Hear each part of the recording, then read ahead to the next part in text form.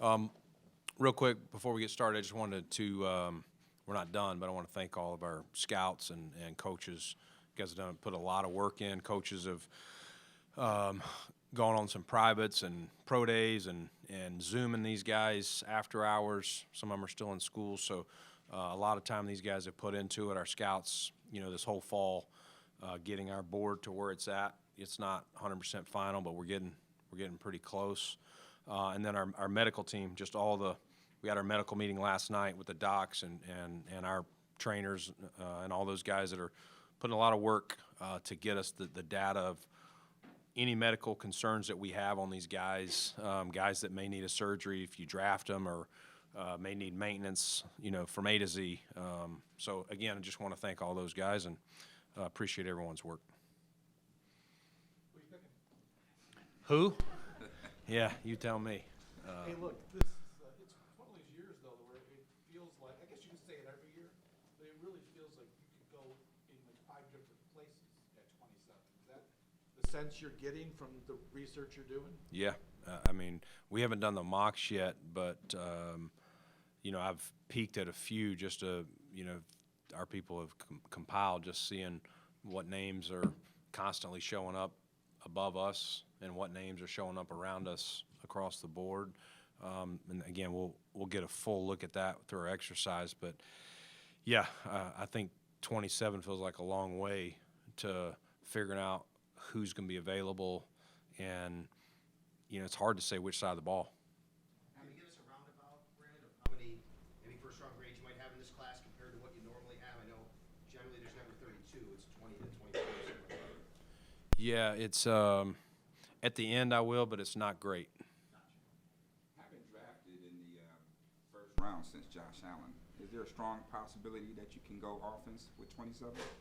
I would. It's kind of what I answered to Sal here a second ago, Mookie. It's we're going to take the best player. We really are. There's going to be a good player there, and we're going to take the best player. I know everyone's going to have their mock guesses to say this is what the Bills need, and I know. Listen, fans come out to watch offense probably more than they want to watch defense. So, and if there's the right player there, for sure we would do it.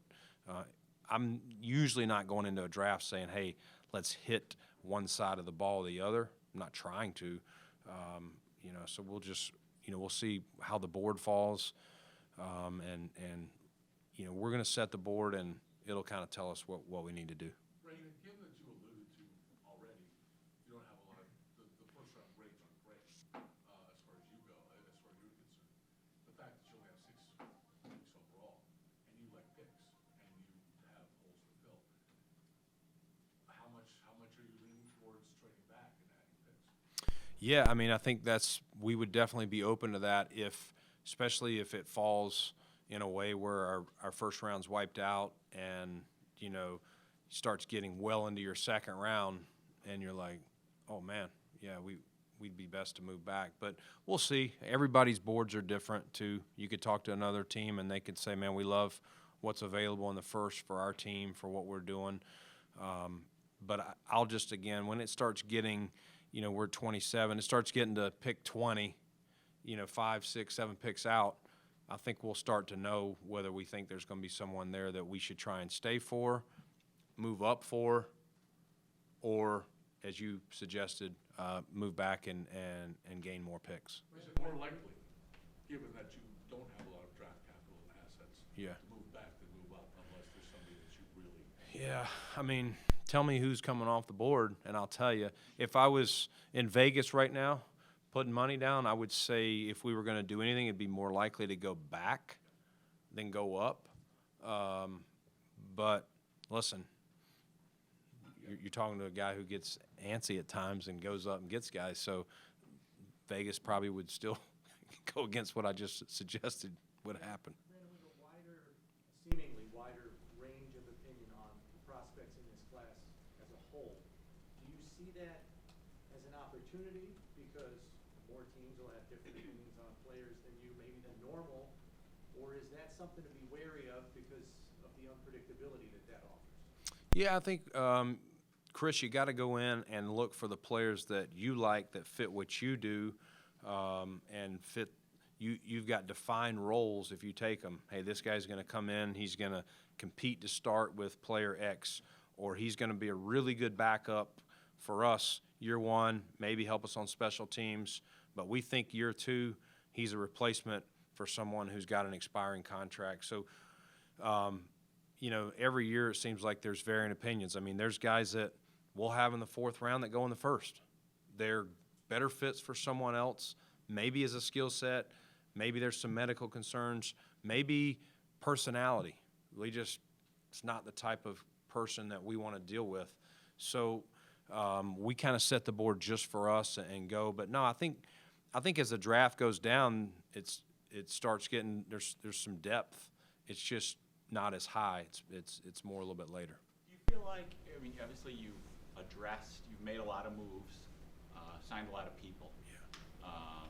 If the draft goes badly at a position, like there's a run in the first round or the second round, do you feel like you have covered your bases to the point where you don't absolutely have to pick position X? Yeah, I feel we've done a pretty good job of filling enough of the holes, whether it's starters or good backups, to where we don't have a sheer starter, but we got several people to compete, 2, 3.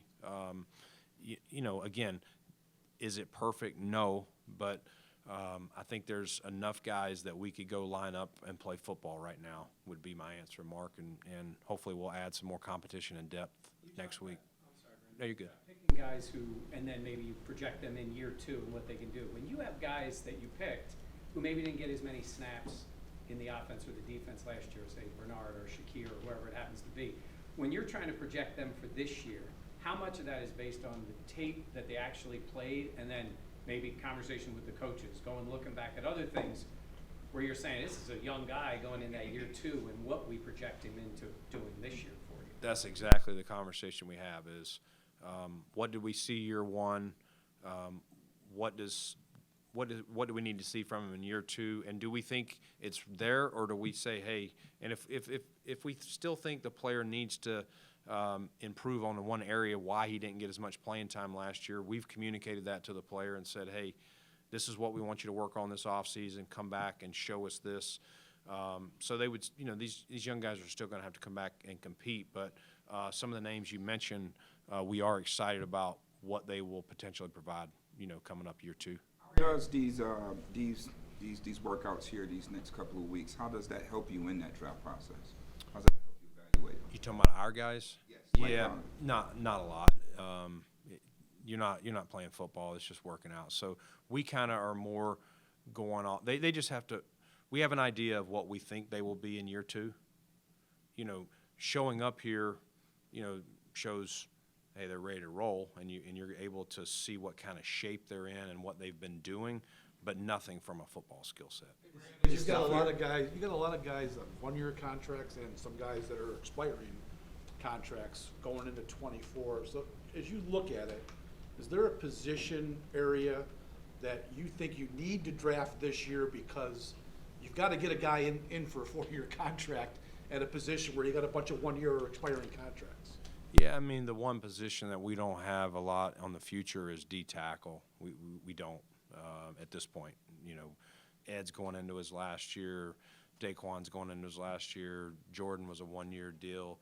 Tim Settle last year. So if you were, poking at something that, the Bills would need to keep an eye on, that would probably be where you'd start. So, I mean, Jordan's 2 years, but Yeah. you've got Rapp, you've got Hyde expiring, Damar's future. Is that another area you got to Yeah, think about? I think that one we'll see for sure, and we'll if there's a guy that we can add, we definitely would. But we feel good with Jordan, Micah, adding Taylor in. Damar, is prepared to come back and play, and we got some other guys there. So yeah, if there was the right player, we'd take him though. Sal, it's not that we're saying boxes check, we're ready to roll. Brandon, just to follow up on what Sal just asked about Damar, say he's preparing to play. Where are you guys at in that stage? If you can give us an update on maybe what the medical is telling you and where that's going, and also where Von Miller is in his rehab. Yeah, we'll start with Damar, Sal. So Damar saw his last specialist on Friday. So he saw when long and short of it, when he left Cincinnati, he came here, it was Buffalo General. He saw a couple of specialists here in Buffalo, and then since then he's seen 3 additional specialists, most recently on Friday, and they're all in agreement. It's not 2-to-1 or 3-to-1 or anything like that. They're all in lockstep of what this was, and that he is cleared, resumed full activities just like anyone else who was coming back from an injury or whatever. So he's fully cleared. He's here, and he is of the mindset. He's in a great headspace to come back and make his return. Is he practicing right now? He is working out. Yes. Yes. And Vaughn, I'm sorry. And Vaughn, saw Vaughn yesterday. Didn't get to talk to him long, but going to follow up with him this week. But he looks good. I have not asked the trainers specifically where he's at, like on this day, but we'll get a good idea this week of where he's at, and no timetables at this point, even if I knew specifically before I walked in here exactly where he's at. But I know he's been rehabbing hard. Everything's gone as planned, and we'll see. I don't think there's going to be a timeline until we get to training camp of, is he ready at camp, or is he start on PUP and kind of take it from there. One more clarification on Damar. Is there anything internally that still needs to happen for him to be cleared? Because I know it was like all the outside specialists first, and then you guys checking off on that. Like, are there any more steps, or is he good to go? No, this is one of those things that's it's not our expertise. Our medical team that we have on staff for what his situation was. So we basically are following the lead of them. If they say he's cleared, but we did, this is something, it's not new. I mean, it's not, it is new. It's not something we're used to. So it's one of those where Nate Bresky went, with him on all his trips just to make sure we're hearing exactly. And then those findings were also communicated back to our medical doctors as well. So he's clear as far as you're concerned. He is clear. Brandon, just one more on Damar while we're on this topic. Just that's from a physical health perspective, and then I think there's also the mental Yep. health component that obviously in January that was talked about a lot with the players and everyone here, but making sure that Damar's okay in that perspective, I guess how important is that? And obviously that's something that that's outside of the physical part of it, is that mental part, making sure he's okay to return to football. Yeah, that's a huge part. Like anything, anytime you're coming back from any injury, much less something that was life-threatening. So yes, that's always an ongoing type thing, and we'll put all the resources that he needs, for that. Brandon, has Stephon Diggs reported for, I know it's voluntary, for these workouts, and the second part of that question is, you said at the end of the season you like to let guys get away and then check in with them as the offseason goes along. Have you had any conversations with him if he's not here, and how have those gone? What I'll say is, Matt, he was not here yesterday. I'm not sure about today. Have not seen him or heard that he's here. I'll keep, our contact and communication, I'll keep that, between us. Brandon, when you were talking earlier about, feeling good kind of at each group, at least with the guys you have, what makes you confident in everyone you have at linebacker just moving forward without Tremaine? And you mentioned like those conversations with guys stepping up. What have those been like with that group in particular? Yeah, I think we got some, young guys that have waited their turn and their opportunity. Start with Tyrell Dodson's been here for a while in our system, knows it, and I think he filled in admirably, when Tremaine missed time, and so I think he'll have that opportunity. The 2 guys we drafted last year in Bernard and Spector have, Spector's been here the whole offseason. Terrell just got back, but those guys, young players that, have good upside and will have that opportunity. And then, we bring back an A.J. Klein as well, who came in, and you guys are familiar with A.J. and our history with him. So I think between all those guys, we feel good that we have that covered. Brandon, how often would you say that it happens where you reach into a round, say you stay at 27, but you're out of first rounders on your board, but you got to take somebody because you can't move down. Yeah. So you're taking a player with a second round grade there. How often would you say that happens versus the inverse happening, where maybe you're in the 5th or 6th round and you get a guy who you maybe had a 4th round grade on? Do those two things maybe balance out in your mind? Because I would imagine it happens quite a bit. Yeah, spot on, Jay. A lot of times, if you're picking at the bottom of the round, a lot of times you're going to be picking in your second round. You really are. And then on the inverse of that, at the bottom of the round, a lot of times, we had I know Shakir and Benford, I'd have to think of who all we took, but we had higher grades on them than where we got them. It just, as the draft starts to fall, people start to pick for various needs, guys they had targets, guys that are going to play a specific role for their team, especially when you get on defense, between 3-4 and 4-3, some guys just don't fit. A classic 3-4-5 tech doesn't necessarily fit in our defense, and these pass rushers, are they a DPR in our system? These stand-up outside backers, Vaughn's one of those guys that's a rarity that can play in a 3-4 or a 4-3.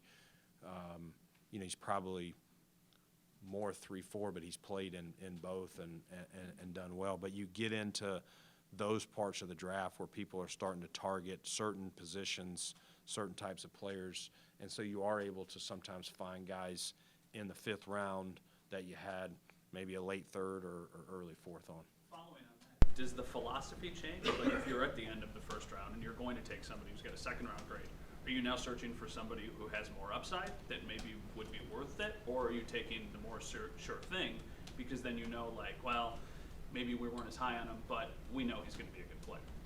Yeah, I think you weigh. You're talking about what's this player going to do for us year one, and then you take somebody. A 2nd round player generally is going to be someone who if they're not necessarily going to start now, but it's someone you think in time will start hopefully by year 2. If they're healthy and everything's going as planned. But I think you're just looking at you're talking about upside. Fail factor, like what's the difference? You'd have to give me the 2 players for me to. Does that make sense, Matt? But yeah, you're going to look at everything. We've generally weighed that out when we build the board. Is this the guy at the very top of 2, or is he? There can be quite a difference in the top of 2 player versus the bottom of 2. Whereas when you get into rounds 4 and 5, it starts to diminish on the difference between the top of the 4th and the bottom of the 4th. Brandon, when you're talking about the guys that you have right now at linebacker, and you mentioned evaluating them and trying to see how in the future they might develop and fit into the role that you're looking for, is that difficult to do right now with Dotson, Bernard, and Spector, guys that haven't maybe played a lot of snaps and trying to figure out what they're going to be like? Is that tough to kind of make those, maybe guesses or evaluations about a role in the future, which also could then determine how you go in the draft there? Yeah, you go off of their time here and their experiences. We obviously have more run-up with Dotson than we do with the guys who are going into year 2. So he's had more playing opportunities to see what does that look like on a short-term basis. He's probably going from like a relief pitcher in baseball. He's really good for 2 innings, but is he good for 6, 7, 8 innings, to move him to a starting rotation? And I would say that that's something that these guys will all have to prove. It's one thing to come in and fill in start. It's another to, to go play 16, 17 games every week. People are game planning against you, seeing what you do well and what you don't do well, and finding your weaknesses, whether it's in the pass game or the run game. So, yeah, they're all going to have to show that they can do that, but, we're going to try to give them that opportunity. Does having only 6 scheduled draft picks factor into how you have to approach some things? If you say, really like that guy, but I can't really go up, not because you might not have the capital, because you need more of the draft picks and more guys to contribute to this team. Yeah, I think you got to listen to the board a little bit. I'm going to try to be as patient as possible. To your point, Sal, with only 6 picks, it's a little different than walking in here with 10, for sure. So, in an ideal world, we're not doing that. But if there's a guy we've put a lot of work in, and there's a lot of conviction on the personnel staff and the coaching staff, we all have a shared vision. We're sitting here in the third round, and this guy's got a really good second round grade, then maybe we move up. I think it's easier the further we go down, because it doesn't cost as much capital. If we got nuts in the first round and tried to make a big leap, that could really clean out a good portion of our picks. To that point, what are your overall sentiments on trading future picks? Trading future picks. I think you weigh it and see what it is. I'm not going to be fired up about trading future ones. Never have done that. Even when we got Josh, that was really important. And so, again, the later in the draft, I'd be okay doing that. I feel like we could find a way to get those back, with maybe trading guys at the end of camp, if you're talking about 5th, 6th, 7th round. But, I wouldn't be fired up to trade Thursday or Friday picks like the 1st and 2nd and 3rd. But, again, if there's something that could make a huge difference for us, Joe, I'll listen to anything and look at it, and we'll talk about it. But it would have to make a lot of sense. Brandon, you talked about your natural impatience sometimes. Yeah. What's the logistics of the first round being one day? And if you trade out of that spot, what's that like in this day where you don't make a pick that day? Yeah. And then is there a benefit of having the overnight, like say you've gained additional picks, to maybe to refocus, I don't know if it adjusts your board at all, because obviously you'll know more, as opposed to the old days where it used to be go right into round number 2. What's that like in that moment if you made that move and moved back? Well, I think if you went back into the second, now you're looking at a minimum of 2 2s. You still got your 2, and now you've probably added one higher in the round. You would sit there. End of the day's over. This year there's 31 picks instead of 32. But so you're gonna now let's look at our board, and it does give you some time that you didn't have in the old days when you went the first 3 rounds on day 1, and you're going to start having some conversations. We do these mock drafts. Well, we're guessing on what teams are. Well, now the first round's been answered for us. So a lot of times when we're doing these mock drafts, you're going, all right, if these 2 guys were on the board, let's argue. Who would we go with? Now you put 3 or 4, it can be a little trickier. So we can that's what we would do is Friday night or Thursday night after it's over, we'd sit there and look at our board and start saying, who do we think we're going to have options at? Let's talk about it now. And then, listen, maybe we come in Friday morning and we turn the tape on again, and let's just watch them again one more time and make sure that we all see the same thing and that we're all in lockstep. And again, it may involve, a coach or scout or whatever, all of us kind of just really talking it through. So there is clarity, but again, it probably would depend on how far back you'd have to go to know what your scenario would be like. Brandon, have you reached maybe a new phase in your building process? You spent focused 2017 to 20 really building this team out, and now given your cap, now you're in a place where there are cap concerns and you can't retain some of your guys, and you do have a core in place. Is this a new phase, perhaps, of where you are with this team, and what are the challenges that you face now? Yeah, John, I think we've been in it, I feel like, a little bit, really as Josh's number, gets to where those quarterback numbers are, you're really into looking what is the cap looking like now, next year, and the following year for sure. And so we definitely need draft picks on our roster to help us, whether it's backup roles, special teams roles, guys to eventual starters. Maybe they don't walk in, if we have depth at that position.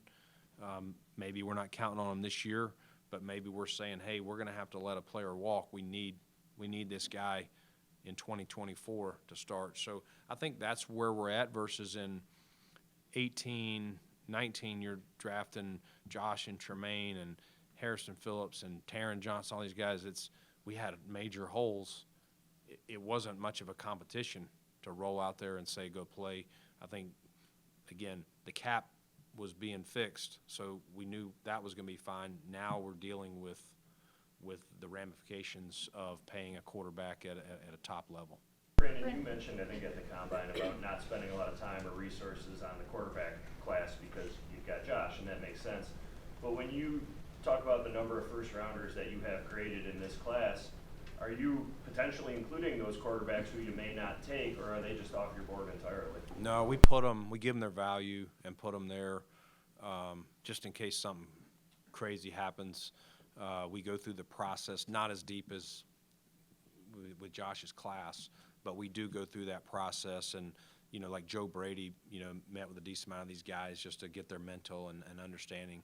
Crazy things happen. We want to be prepared. Okay, there's a guy that we truly gave a first-round grade, and it's the third round, and we're like, man, this guy's pretty good talent. He could be an asset, based on, compared to what else is on the board. So we do the process, and yes, we do have, multiple quarterbacks with first-round grades. Considering where some of the wide receiver numbers have gone, would you like to be able to maybe have some cost certainty with Gabe if you could get it done before the season, before the final year of his deal, or is that just tough, just knowing you just don't know if the business can happen? Yeah, I mean, I think we'll right now, Sal, the focus is on the draft, and then just kind of getting through there. Gabe's going into year 4. We got a few guys that are in that role of going into that last contract year. And again, I think right now it's more just focus on the draft and see where our roster is at that point, and then start looking, for guys that we would extend, whether it's him or any of the other guys. You could name a few of them. That's generally something I start looking at in the spring, summer and it is planning. Where are we going to have some holes? Where do we need to add, a longer term plan if we can financially, make it work. All that would have to happen. Brandon, one more on Damar, just from being at the hospital with him and his family during those few days right after to seeing where he is now, what has this been like for you emotionally, seeing where he's at now? Oh man, that's tough. It's he's one of those, it's such a great kid, such a great family, and it's exciting to go from a guy who was fighting for his life to is now, his story hasn't been written. Now it's about the comeback, and so to see that he, it was all about his health. And it's always going to be about his health, but to truly, however many months later be talking about he's been fully cleared is pretty remarkable. And, I'm excited for him and his family at where they are in this journey. Thank you.